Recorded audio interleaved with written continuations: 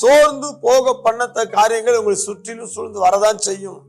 சாத்தானுடைய ஆயுதங்கள்ல ஒன்று சோர்வு உண்டாக்குவது, உங்களை கவலைப்பட வைப்பது, வேலை பொழுத கூட்டுவது, கர்த்தரை வழியை விட்டு விலக செய்வது, கர்த்தர் பிரசன்னத்தை வெளியே கொண்டு வருவது, தேவ திட்டத்தை உங்களை வெளியே, இதெல்லாம் சாத்தானுடைய தந்திரங்கள்ல ஒன்று.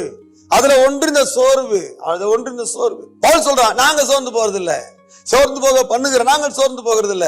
உங்களை போய் பவுல் சொல்றான், நீங்களும் சோர்ந்து போகாதீங்க, சோர்வுக்கு இடம் கொடுக்காதீங்க, சோர்ந்து போக பண்ண. அது சோர்ந்து போகும்போது நல்லா கவனிங்கள, நீங்க சோர்வுக்கு இடம் கொடுக்கும் போது உங்க மூளை ஒர்க் ஆகாது, உங்க மூளை ஆக்டிவா இருக்காது. அப்ப நீங்க ஒரு பிளான் பண்ண முடியாது, ஒரு ஜட்ஜ் பண்ண முடியாது, நீங்க நிதானிக்க முடியாது, ஒரு காரியம் செய்ய முடியாது. சோர்வு அப்படியே உங்க மூளை ஸ்லீப்பிங் மோடு போயிடும், தூங்க போயிடும், ஒரு காரியம் யோசிக்காது.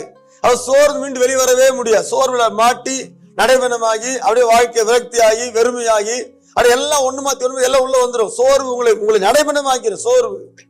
பதிலாக உற்சாகத்தின் ஆவியில் நீங்க நிரம்பணும். தேவஜன உற்சாகத்தின் ஆவியில நிரம்பணும். உற்சாகத்தின் ஆவியை கேட்டு பெற்றுக்கணும். தாவீது கேட்கிறா, உற்சாகத்தின் ஆவியை தாங்கும்படி செய்யுங்க ஆண்டவரே. சோர்வு வெளியே வரணுமா, நல்ல ஆவி நிறைஞ்சு ஜெபம் பண்ணுங்க, ரத்தத்தை நல்ல தியானித்து ஜெபம் பண்ணுங்க, நல்ல வாஸ்து ஜெபம் பண்ணுங்க, சோர்வு மீண்டு வெளியே வந்துடலாம். என்ன பிரச்சனை நடந்திருந்தாலும் நீங்க அதை நினைக்கிறதுனால பிரச்சனை தீர போறது இல்ல. அந்த பிரச்சனைக்காக கர்த்தர் முகத்தை நோக்கி பார்க்கும் போது அந்த பிரச்சனை தீர்வு வழி ஆண்டவர் காட்டுவார். அந்த குறிப்பிட்ட பிரச்சனை வெளியே வர முடியும். சோர்ந்து ஒரு பிரயோஜனம் இல்ல.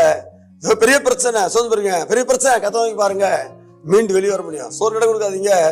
தேவ ஆவியில நிறைந்து அதை ஜெயம் கர்த்தர் ஆசைப்பார்.